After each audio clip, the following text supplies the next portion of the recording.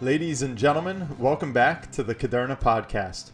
For you loyal listeners, I know it's been a while since summer just kind of keeps on flying by and haven't had too much time here behind the mic, but it is time to get back at it on your favorite podcast, in which we pursue wealth in its original meaning, which remember is a state of well-being. So this summer, we've seen kind of a topsy-turvy stock market finally get some footing, as we had a positive July, which was very nice. But much of the conversation still surrounds the Fed. And remember, they have a dual mandate to manage inflation and maintain low unemployment. So today I'm going to sit down with Matt Becker to talk about the latter, employment, particularly how to hire, how to fire, and what employees ought to start thinking about as this economy evolves. If you don't know Matt, let me give you a quick background. Matt Becker began his career helping shape national public policy and politics. He worked in the US House of Representatives and served in the administration of President George W. Bush. His last position under W was at the US Small Business Administration, or SBA, in which he served as the Deputy Chief of Staff and White House Liaison. More recently, Matt served as the Chief Operating Officer for the Republican National Convention in Tampa in 2012. But since working for the government, Matt has moved on to become a private banker in Florida and now owns 2 PrideStaff franchises. These are businesses in which Matt helps connect employees and employers. So please stay tuned. We're going to have some great tips, some great takeaways in this conversation as we help employers learn how to find talent and employees how to find the perfect job. Is going to require work and time and sweat and toil. If money wasn't an issue, what would I be doing? Don't worry about it. You'll figure it out. Change is the only constant. The Caderna Podcast. So Matt, let me ask you, how does it feel to leave the government and join the private sector? I loved it. To be blunt with you, it was the best decision of my life. I think when I finished in the Bush administration, I was at the US Small Business Administration. So on a regular basis, we were meeting with small business owners from all across the country, hearing their trials and tribulations about the SBA, government in general, and government contracting and whatever. And I always envied what they were doing. So when I finally pulled the trigger to do this and set up my own business and really get people out to work, it's been the most rewarding thing I've ever done. That's awesome. So how exactly did you go from, working with the White House to now being a small business owner? What we did is my wife and I, after the convention was done in Tampa, decided we wanted to stay in this market. And so what we did is started to look for businesses or franchises, because we were looking standalone as well, that best fit our personality and things we enjoyed. And PrideStaff fit that bill for us. So we're franchisees of PrideStaff with 2 offices, one in Clearwater and one in Tampa. But really the driver was we wanted to stay here because we love this community. And then the secondary piece to it is what can we do that we would really love? And that was helping people find meaningful careers is what really helps us sleep well at night.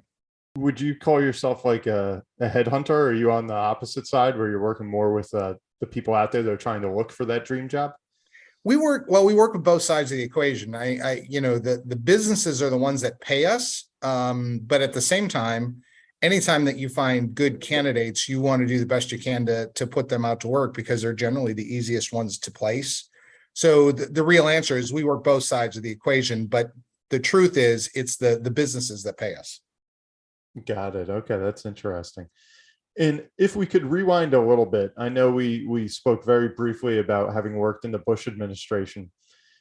Why don't, if you can give us a little bit of your background, I know a lot of our listeners may be interested in kind of having some impact on public policy. How did you go that route? Is that somewhere that you always, wanted to go out of college, or kind of how do you end up in the White House, I guess that you could say? So for me, I was always interested in public policy, but it was really a college roommate of mine that as soon as he graduated, he moved out to DC. And I moved to Chicago, worked for Sarah Lee, but he just kept calling, going, Becker, this is your kind of place. Becker, get out here. And after about 2.5 years after college, I was like, you know what? He loves it. I love going out to visit him, so we had fun. And I made the jump. And I'll tell anybody that is interested, not just in politics, but just public policy in general, you can't go wrong. it's the learning experiences you get are just immeasurable. And I loved the experience of the people you meet and the people you're around, and the topics you discuss, and just the range and breadth of information that you become accustomed to seeing each day. It's a phenomenal way to spend your early 20s. And do you feel like a lot of people that get in those positions, and I know this is sometimes the knock in politics, is that you haven't had maybe that real world experience that you can kind of communicate to what's actually going on out in the world. Did you find that there, that, lots of times folks were maybe just analyzing things where they hadn't actually operated personally? So DC has changed a bit, and it was in the process of changing when I was there, because I went out in, I moved out there in 98 and I was there until 06, 07. You really had sort of an old guard. You did have a healthy number of, I don't want to call them career because that gives a bad connotation, but people that have been in other types of businesses that got involved in politics and came out, and they were great mentors. But then even as we started to leave DC, you started to see it was more of a younger person's game, where there were a lot of people that just graduated from college and were getting great big positions, but didn't have a whole lot of life experience behind him and never really run anything. And it was more book knowledge than life knowledge.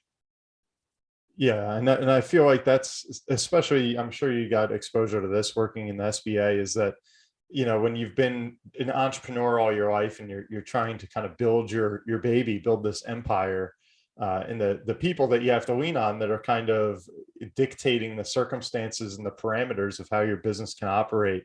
And that can be so frustrating sometimes when you see that there is that disconnect between the policymaker and then kind of what they're doing in the laboratory, but then what's going on in the real world. Did you have any kind of case studies or any sort of examples in your tenure there that you were able to kind of correct course, or did you ever run into those issues? Correct course is a tough one, because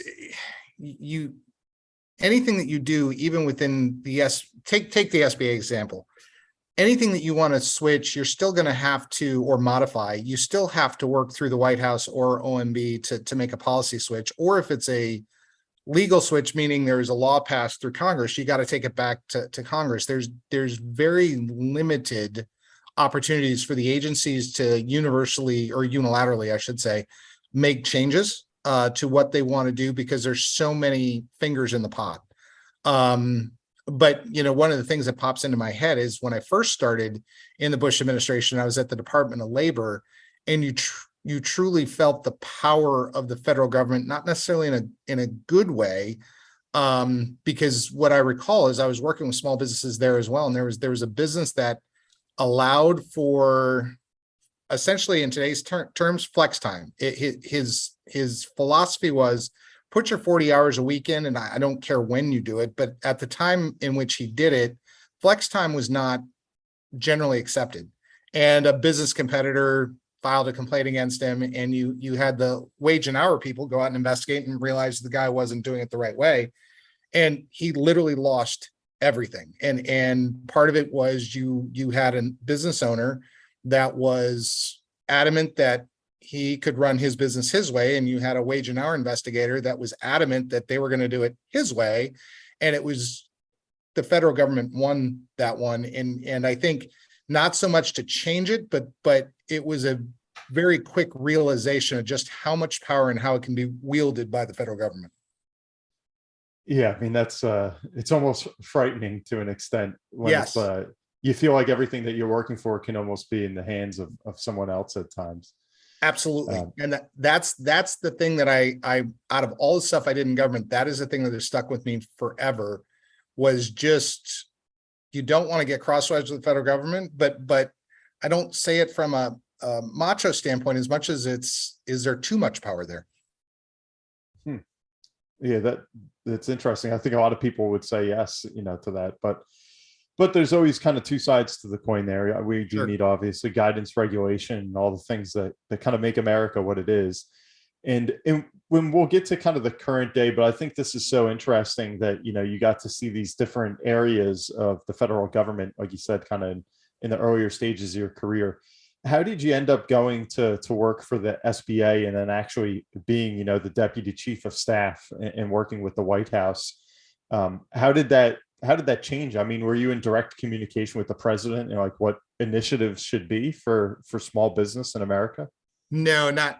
I was many levels down from that. I mean, the title sounds Okay. great, and it was nice within the agency itself, Yeah. because I was able to put my imprint on stuff we were working on. But the reality is that when you're in an agency like the SBA, you're the administrator of the SBA is probably talking to the chief of staff and not the president all that often, unless there was a need for it. There are a few times where we'd go over to the White House with the National Economic Advisor asking about what's going on in the SBA, stuff like that. But the only time I saw the president was if I happened to be over for an arrival or departure ceremony, or my wife actually worked in presidential personnel. So if they had their Christmas parties, we would see him. But I wouldn't by any stretch tell you that we were on a first name basis.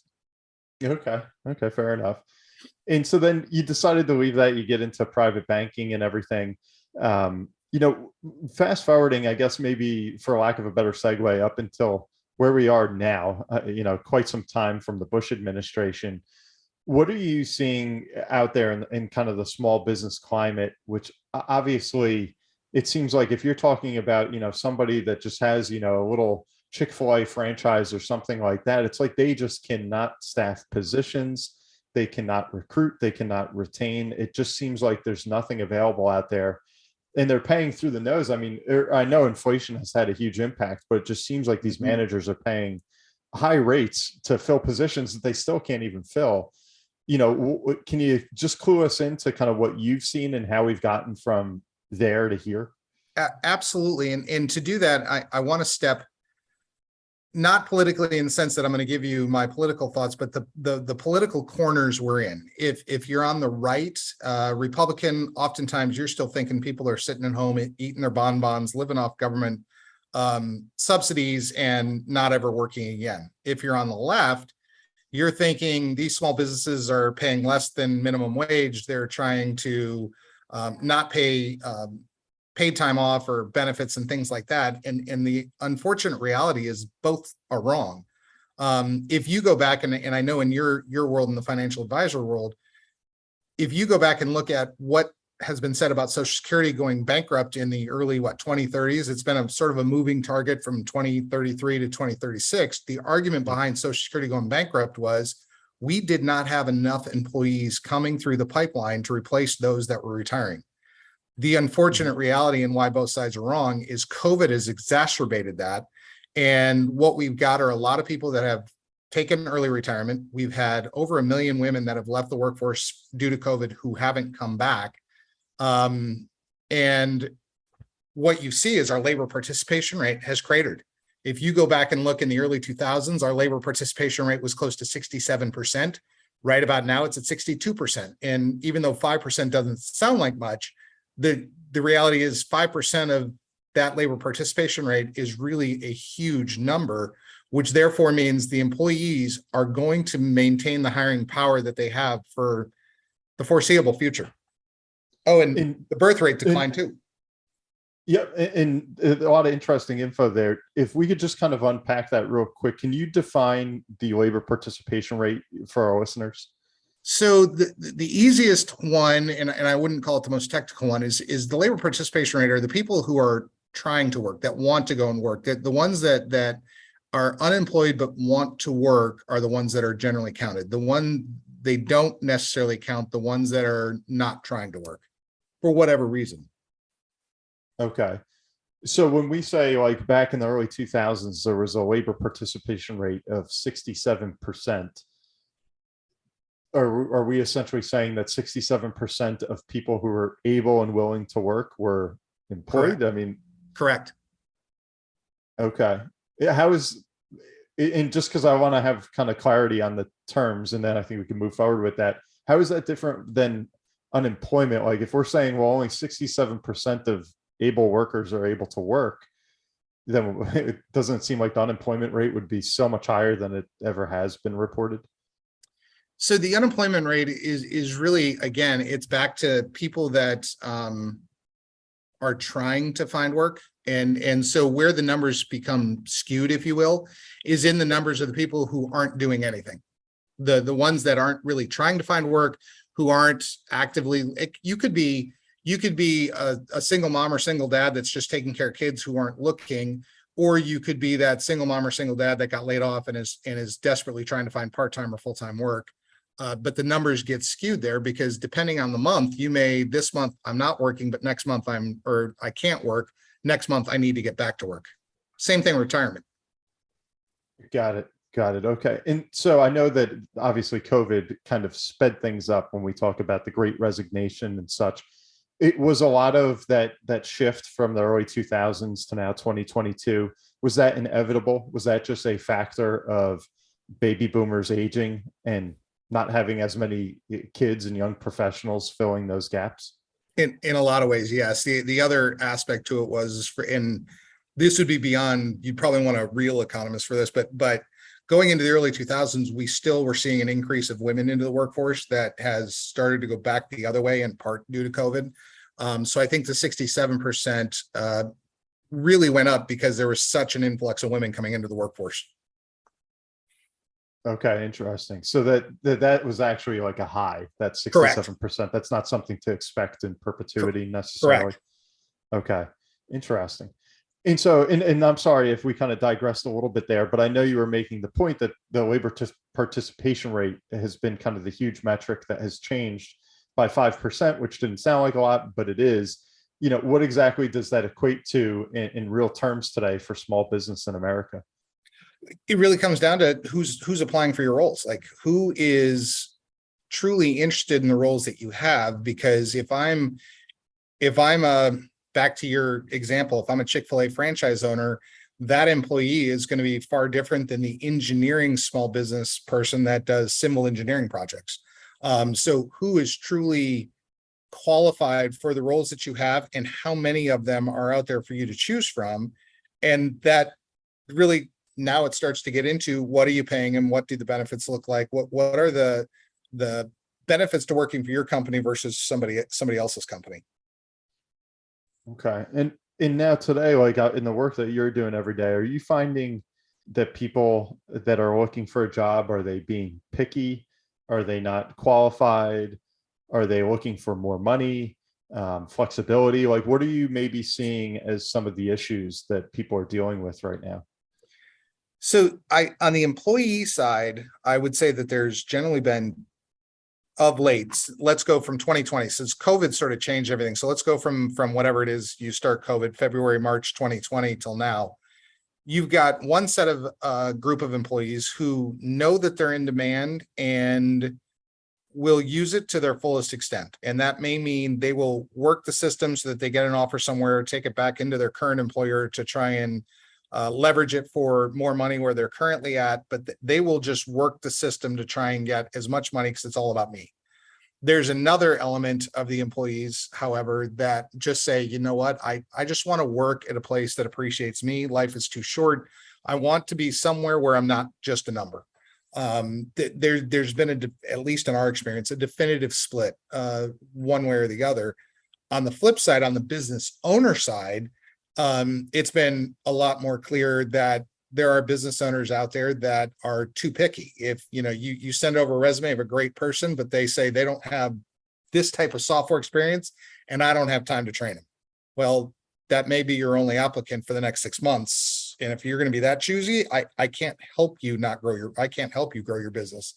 Or then you get the other enterprising ones that say, you know what, give me somebody that's younger, that's aggressive, that's hungry, and let me train them so that I can build them in the way that I want them so that it benefits my business. And what are you seeing right now as, we kind of air this interview here, or August of 2022, has the power shifted at all from the employee a little bit back towards the employer? Is it somewhere in the middle? I mean, I know you're starting to see and hear reports now of some of the big tech companies that are going to not be hiring as aggressively. Now inflation is starting to kind of ripple through the economy. The interest rates are going up. And is that next where now all of a sudden companies are saying, well, we can't fill that department or those positions. So is it kind of like the pendulum is swinging now? The pendulum hasn't moved. It's still a heavy employee market where the employee calls the shots. Having said that, where the pendulum is shifting is businesses are starting to reach their breaking point in terms of inflation. I can't pay that type of salary, or I can't increase the benefits, or I'm not going to allow you to work from home. We are seeing businesses getting stiffer with their requirements, but at the end of the day, the employee is still calling the shots, and we still see many employees, if it's not perfect, they'll walk away. And how long do you think that might last? I know you don't have the crystal ball, but that's a lot of the feedback that you hear on inflation. So much that's driven the inflation is these rising wages that have gone up so quickly. At what point might that employee say, you know what, forget this one, I'm going to go take a better opportunity, and then unfortunately have to kind of go back hat in hand saying, I couldn't find that better opportunity? I think we're starting to turn or get to that corner. I wouldn't say turn it. I had a conversation with a candidate yesterday who I hung up the phone and I sort of chuckled because they were like, I am desperately looking for work, but I only take work from home jobs. Like, well, which is it? Are you desperately looking for work, or do you want to work from home? But I think there's a lot of them that are starting to feel the pinch, and are going to have to decide what they want to do here going forward. Yeah, because I think that's some of the just some of the lingo that you're hearing from the Fed commentary is that, we're not hitting this recession in a sense because we have such low unemployment still. And it seems like they're almost hinting at, we don't mind if the unemployment rate does start to creep up, if that's just something that's a necessary evil to rein back in inflation.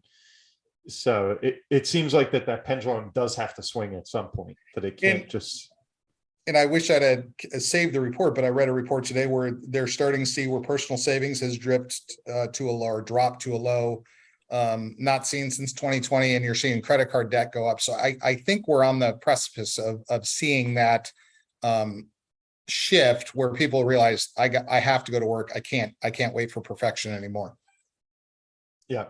It's such a strange thing as you start to study the economics of it all, that it's like, we need to have a little bit of bad to kind of quiet down the enormous demand of the economy, to kind of allow the supply side to catch up a little bit. And I know it's not a good position to be in, as the Fed right now, but right, it seems like that's what they're willing to do is take some punches to kind of get to this end goal of theirs.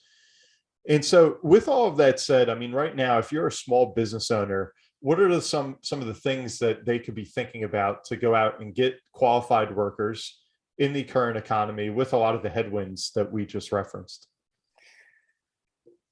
One is, first and foremost, especially with wages, you got to be looking at your pay rates. You have to be realistic with your pay rates. And I say that recognizing that it's not exactly easy. If you're running, let's say, a manufacturing firm with 50 people, to change your entry level wage by $2, there's a ripple effect that will generally go through your floor, and that changes your bottom line and can change your bottom line pretty significantly. So it's not easy, but at the same time, you also can't expect to pay basement wages and still find people to jump in, or pay basement wages and then be surprised when they get recruited out.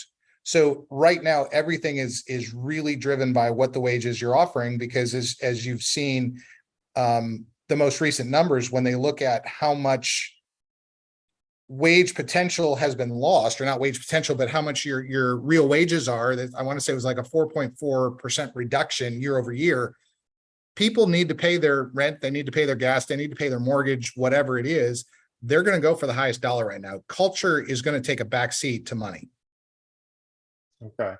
And with that money kind of leading the conversation, where do you find, kind of some of the longer term benefits of sticking with a company?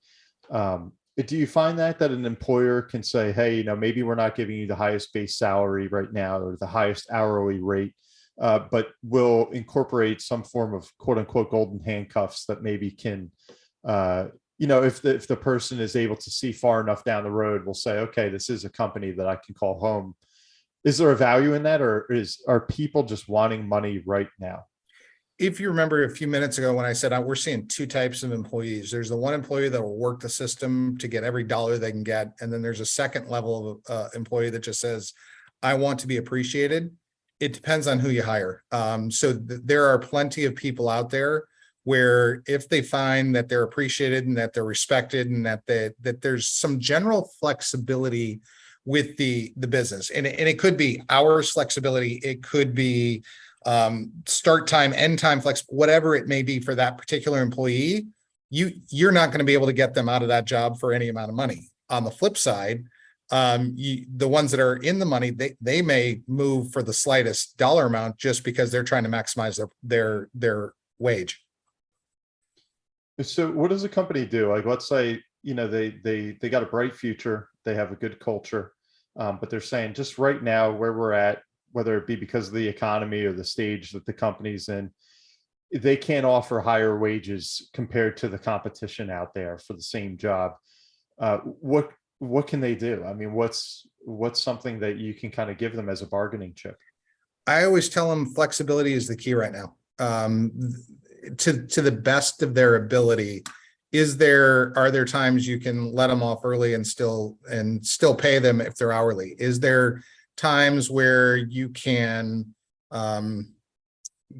give an unannounced bonus? Is there a time where you can give a gift card for dinner out with the family? Like, what is it that drives that personal employee to make them feel appreciated? It's on an individual basis, because what drives me may not drive you. So the management really has to dig deep into their employee base to figure out what is it that makes that person tick and what makes them happy and what makes them feel appreciated. And that is the best defense you've got, because the truth be told, if all of a sudden somebody walks in and says, hey, I want to give you a $10,000, $15,000 raise, which we've seen, it's hard for anybody to say no. Yeah. Money talks. I guess it always will. Absolutely. And so what's your take on Elon Musk telling all his folks at Tesla it's time to get back to work? Is that a risky move on his part? It's interesting.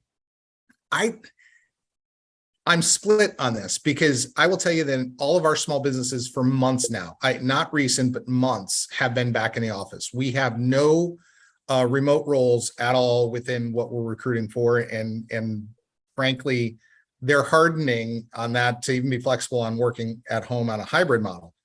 However, the larger multinational or even national companies that we work with, those are the ones that are struggling to get their employees back into the office. And it's risky for Musk simply because so many of the other large businesses or corporations are struggling with it. But on the small business side, at least here in the Tampa Bay market, I just don't see people not being back in the office. So it really comes down to, once those people with Elon Musk decide, do I want to go to a small business? Now they're going to go back to, can I get paid the same? Are the benefits the same? All the general checklist items. I generally think typically the corporate world is going to have more benefits, but you're a number. And the minute this economy changes, as we talk about in the tech space, they're going to get laid off. Whereas I think in the small business community, there's a lot more loyalty there, and they try and hold on to their employees longer. And why do you think, obviously this flex time that we've talked about is kind of like all the craze over the past couple of years, understandably so, because we went into this worldwide pandemic where everybody had to go remote, and by and large, a lot of parts of the economy were able to kind of keep on cooking. I know myself, I remember even that week that it was like COVID came ashore, whatever that was, in March of 2020, I had maybe 10 appointments that week to go out and see clients at the office or their office. And just instantly when we said, oh, we're going to shut down our office, it was like, all right, let's just do a Zoom call tomorrow. And literally did not miss a beat, not a single appointment rescheduled or canceled, and continued chugging along that year, more or less unimpeded. And I think a lot of companies that have any kind of ability to work remote realize that as well. So with that in mind, what is the driver where employers are putting their foot down and saying, you need to get back here on the desk? Is it a lack of control? Has productivity noticeably gone down? What are these fears, I guess, that are forcing employers to say enough is enough? Really, those two things that you mentioned are the top two: lack of control and loss of productivity. I was talking with a client of ours that happened to sign into a Zoom call for their entire team for their weekly meeting, and everybody was talking about how they're killing it and how their billable hours are up and so on and so forth. And he said, I finally had to get on and said, you all realize I see your billable hours and you're coming back into the office in 2 weeks. So I think there's a disconnect in some cases, and I don't know every business, obviously, but in some businesses, they've seen a dramatic drop in their customer service, their client satisfaction, their sales productivity. And with that, you have a loss of control because you don't know, is the person sitting in front of their desk or are they out walking the dog? So I think it's a combination of the both that's driving them back in. And then the other part to it is, especially in the small business space, the infrastructure you need to truly track, if you've got 10, 15 people working from home, that costs money. And for many of these small businesses, they just don't have that type of dollar to spend on software in which to keep track. I mean, just as you're saying that, it almost seems like an opportunity might be to kind of reward or bonus an employee through flex time. Absolutely. And especially in anything that's measurable. I know you just said like billable hours. That seems so easy for an employer to say, okay, when you were in the office, you did X. Now that you're at home every day, you're doing Y. So if you can get back to X, you can stay home. But if not, you got to work with us. It just seems like it shouldn't be such a difficult conversation. Absolutely. It shouldn't be. The challenge comes, and I see it especially on our larger ones, is where they get very worried about the litigiousness of, are you going to file suit against me because you let person X stay home, but I'm person Y, even though the goals may be entirely different. Have you seen that with any of your clients? Not in terms of it actually happening, but in discussions with the management, and yes, but I've not actually seen anything that has actually happened in the legal system. Yep. I mean, it is always a concern. So it's something to kind of, unfortunately, be worried about. And I know a lot of, at least kind of as I'm thinking through this conversation, we're talking about, or I'm thinking about young professionals who are saying, I can pick and choose where I want to work. And I now like this flex time. And you read so many different studies on millennials are more concerned with following their passion and finding culture than just the almighty dollar, which may or may not be true. But just to kind of shift gears towards the Great Resignation, the other end of the spectrum, what's going on there? Can you kind of bring us up to speed with all the folks that have said, what, maybe I'll just retire a few years early here, with COVID and everything? So lately we've seen retirees come back, and one of the conversation pieces we have had with them is, why are you coming back? I mean, obviously we're anticipating them tell us it's inflation related, and 99 times out of 100 it is, but a lot of them retired early, not due to fear of COVID, but they realized when they were staying at home and they weren't traveling, that they kind of enjoyed what they did. They might have bought a boat, they might have taken up golf, they might have done stuff that wasn't super expensive. And they went, wait, I can actually stay at home, not work, and still do this and have a happy life. Let's go. Inflation comes along, and all of a sudden that's changed the economics of what they had. And that is forcing them back into the office. Now, on the younger side of things, the Great Resignation, I think, is really has been driven by career growth more than anything else, because a lot of places they're slow to promote, they're slow to recognize that the talents of the younger generations that have come in. And I think that group, at least the ones that we've worked with, have been saying, I'm tired of being in this position for 2 years. I'm bored. I need new challenges. And they want to experience new things. They want to do something different. They don't want to be their parent in the same office, in the same building for the next 30 years and be happy. That's interesting, because I think there's so many different things that people run into when they do retire, seeing if it's kind of all that it's cracked up to be. Yeah. And so what's some of maybe the trend that you see, either anecdotally, yourself, or maybe through some of your research? Has it been people who retired going right back to where they used to work, or are they all of a sudden kind of leaving the golf course now to find a new lease on life and a new type of encore career or something like that? I wouldn't have enough data to tell you for certain. I can tell you that of the candidates that we've talked to, they've all said, if I'm going back to work, I want to do something different. I want not much different than the younger generations. I want to have a new challenge. I want to be mentally stimulated in what I'm doing. There was definitely a thought process of going back to their employers, and it was at least rejected. But having said that, my only control group, if you will, are the people that we're interviewing. So what I don't know is how many people have had the same thought and said, oh, heck yeah, I'm going back to my employer. So I don't know. I wouldn't know the percentages on that. It's just, I know the ones that we've talked to, it's really been, I want to do something different because they want to be mentally stimulated again. They don't want to be bored.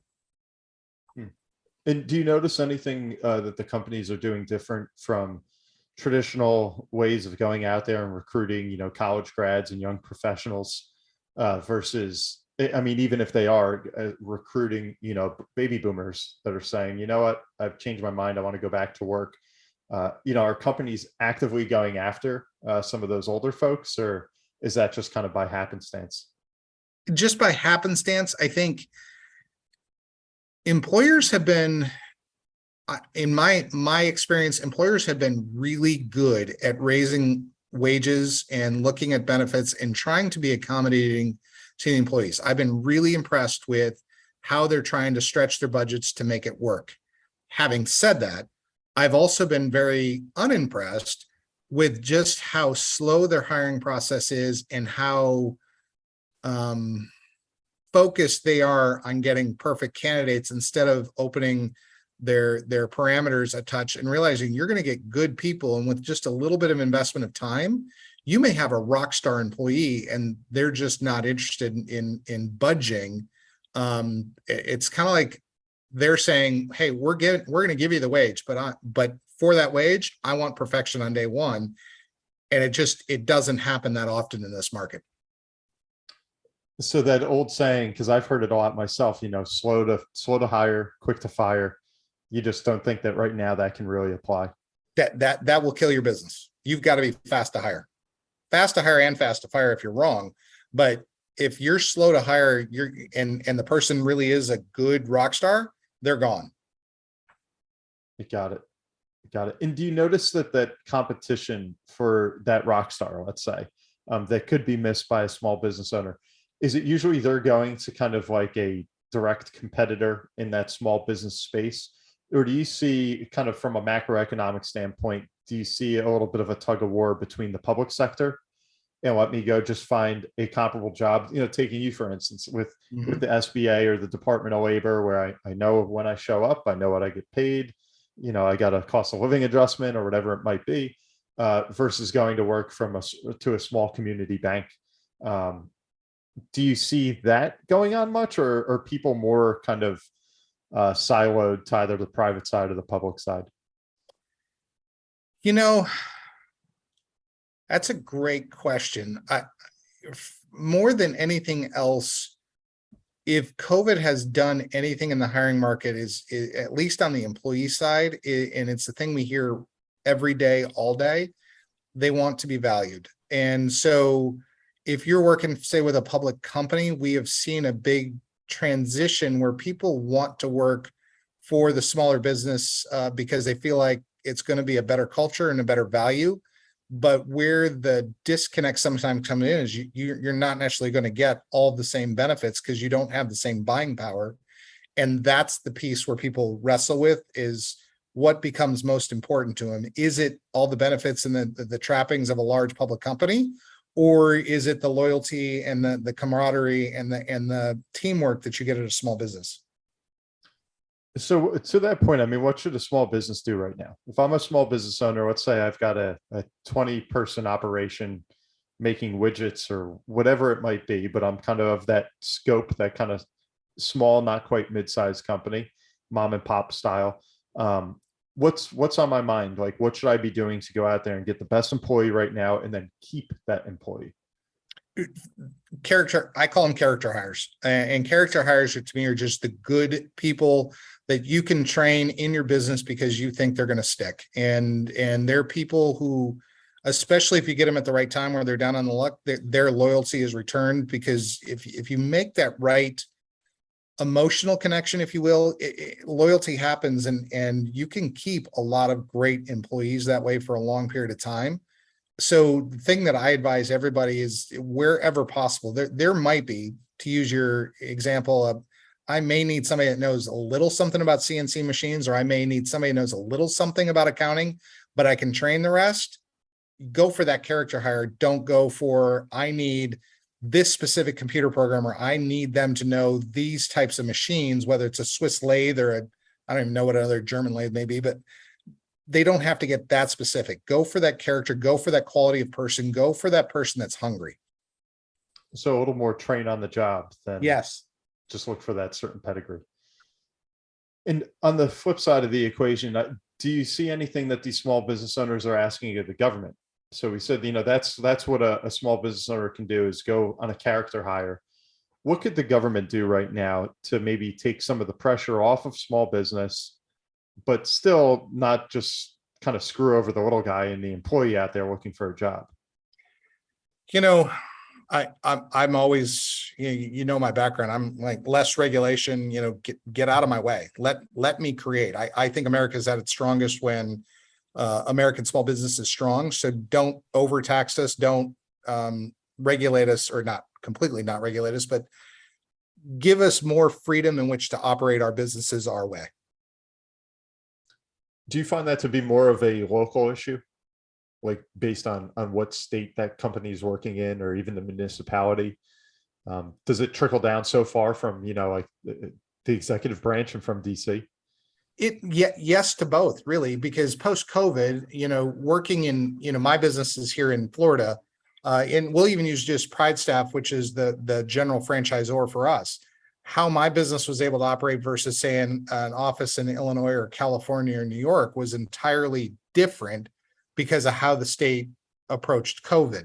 So to a certain extent, right now specifically, it is very state oriented. But having said that, you look at the federal level, when they looked at family parental leave, when they look at raising taxes on the small business, there's still a healthy amount of federal influence as well. Interesting. And do you see a lot of people, actually small business owners, trying to make that move, saying, I just cannot stay in Jersey or California or New York, or where you've seen a lot of this kind of great migration that's happened all around COVID?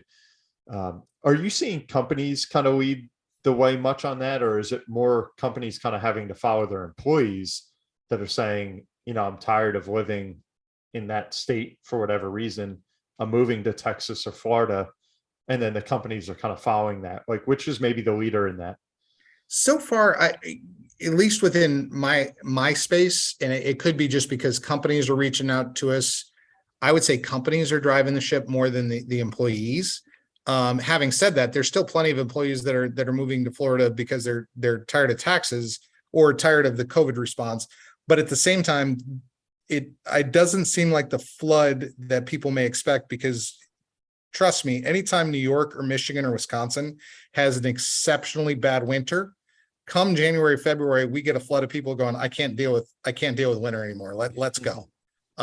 It hasn't changed the game, but what has changed, or at least what we've seen, I've gotten a lot more calls from people relocating to the area, or relocating their businesses, saying, hey, I need to find an accountant, I need to find a receptionist, I need to find, pick your position. That's interesting. And another question I had, there's so much I think that we can kind of dive around this dynamic of employer and employee and what's going on in the economy today. The connection of employers finding employees and vice versa. Where do you think that's happening most right now? Is it career fairs? Is it going to college campuses and recruiting? Is it on LinkedIn?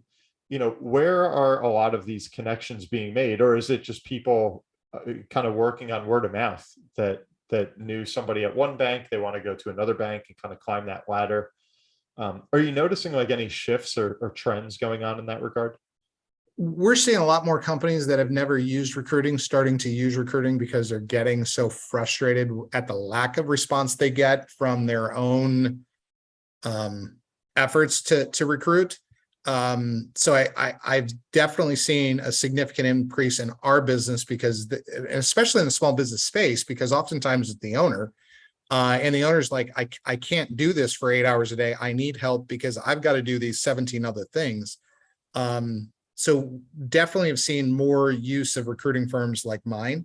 But having said that, there's also a significant uptick in word of mouth where a small business owner gets a referral from their neighbor. They may or may not meet the job requirements, but they look at their neighbor and say, I trust you, so bring them in.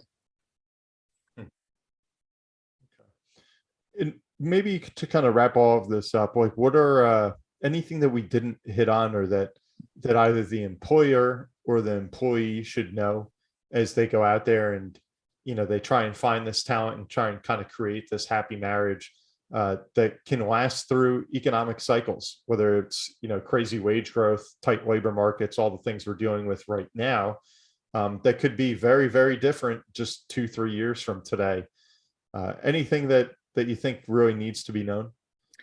I think my advice to both sides of the equation, both the employee and the employer, are the same. And that really comes into look at the quality of the person that you're either hiring or the quality of the person that you're going to be working for. Because as we move, I'm one of the people that believes that we're coming into a recession. Forget the technical explanation right now, whether we get into a full recession in 2 months, 3 months, whatever it is. I just think it's coming. Whether or not you stay employed is going to be determined in large part by the relationships you have inside that building. And I think it's critical that, yes, you want to look at the wages. Yes, you want to look at your standard of living, but you really need to look at the quality of the person you got so that they're not jumping out for the next highest bidder, nor are they going to lay you off at the first hint of trouble. I mean, it sounds almost, when you say it, it sounds like, of course, that's what we ought to do. And then obviously in practicality, it's difficult. There is a lot of competition, so many factors at play here. One just kind of follow up that I wanted to make on that point was, where do you see college fitting into all this? Where we've had, just such an incredible boom in college education that now has kind of morphed into a student loan epidemic. And now you're seeing more community colleges, universities, people going straight towards trades. When you talk about going back to that character hire of not just, oh, that guy graduated from this school and not that school, so let's hire him. Do you find that the diploma is carrying value or maybe losing some of its value? Have you noticed anything in that regard? I've never had anybody. We sit in the backyard of USF, University of South Florida. University of Tampa is right here. I've never seen an employer go, oh, wow, they came from Florida, I'm going to hire the Florida person over the USF or the University of Tampa person when we get into those types of roles. So to me, it depends on obviously the degree that you're going for. If you want to work for that top law firm, it probably still matters, but for 90% of the rest of the world, the institution doesn't necessarily matter. I do think right now you can make a killing if you get into trades. There's such a lack of plumbers, electricians. You pick your trade on that I think it's a great way to find good employment and move forward with your career. I would also love to see us get more aggressive in terms of apprenticeships. I think that would be an excellent move to help our manufacturing spaces. But realistically, if I have a complaint about the university system, is they've conditioned a lot of these people to come out and ask for the world. I don't know how many first-time graduates who'd never worked through college have walked in saying, I want $60,000 a year. And you just sort of look at them and go, you're not going to get $60,000 a year. That is the hurdle that we have from and part of that goes back to your student loans, as you mentioned, because they're looking at what do I need to pay back. And I think there's a disconnect between what that degree is actually going to get that person, especially when there's no work experience behind it. And so what do you do? What happens with that student? Like, let's say, especially if they're in Florida and they're asking for 60 grand, right out the gates, maybe not able to get that. Do you just try and have that talk with them? Like, listen, you need to lower your expectations, or is that a segment of the population, going back to where we very began at the outset with the labor participation rate? Are they just sitting home waiting? What are they doing? Or going back to get their doubling down and going more into debt to go get their master's. That's and how do you feel about that? Having so much kind of experience in this realm. I wish it was one of the things we could change in the university system to get expectations realigned with reality. It is a space where I get that you may have graduated as an engineer, but working at the snack shop doesn't necessarily give you the same experience as working in an engineering firm. Getting some dose of reality has got to be something that the college and university system has to do from the start, so that you can make a determination of what can I afford, so that I don't put myself so far in debt, because here's what I can expect when I come out. Yeah. And along the way, I imagine that the segue ought to be internships and things like that, where there's a little more ability for the employer to kind of get to know the character of that person without investing so much skin in the game. Absolutely. But even that, and again, we can kind of go down the rabbit hole on any of these, but I've just noticed with the folks that I deal with that now internships, it's almost like they better be paid, or else you're going to have a hard time just now getting interns, because that seems to be kind of more of a common theme is, get an internship that's going to pay you. And now, well, which internship is going to pay me more? Where at least going back, 15, 20 years ago, it seemed like internship was almost synonymous with volunteer. Yeah. Kind of pay your dues. So there are, as we go through this conversation, there are so many changes, that some good, some bad. Absolutely. No doubt about it. Yeah. Well, thanks, Matt. I mean, this was really informative to kind of just get a little bit of. Well, I appreciate the opportunity. I've enjoyed it.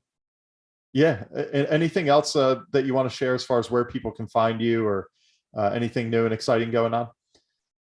So easiest way, obviously always find me, Matt Becker, on LinkedIn, but Staffing Tampa Bay is a website that I run because my business is focused on the Tampa Bay market.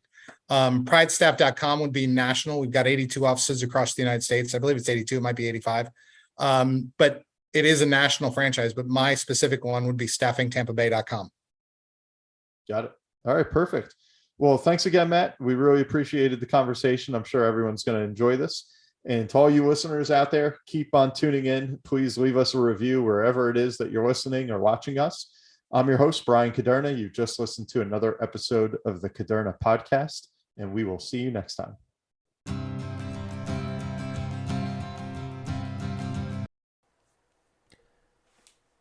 This podcast is intended for the general public and for informational purposes only. The show does not provide any recommendations or investment advice regarding any specific account type, service, strategy, or product, or to otherwise act in any fiduciary or other capacity. Please contact a financial professional for guidance and information that is specific to your situation. Brian Caderna does not provide tax or legal advice. Please contact your accountant or legal advisor to discuss your situation. Guest speakers and their firms are not affiliated with or endorsed by Park Avenue Securities, Guardian, or Caderna Financial Team, and opinions stated are their own. All investments contain risk and may lose value. Past performance is not a guarantee of future results. References to specific securities, asset classes, and financial markets are for illustrative purposes only and do not constitute a solicitation, offer, or recommendation to purchase or sell a security. Brian Caderna is a registered representative and financial advisor of Park Avenue Securities, LLC, PAS. OSJ 300 Broadacres Drive, Suite 175, Bloomfield, New Jersey, 07003. Phone number 973-244-4420. Securities products and advisory services offered through PAS, member FINRA SIPC. Financial representative of the Guardian Life Insurance Company of America, Guardian, New York, New York. PAS is a wholly owned subsidiary of Guardian. Caderna Financial Team is not an affiliate or subsidiary of PAS or Guardian. California Insurance License Number 0K04194.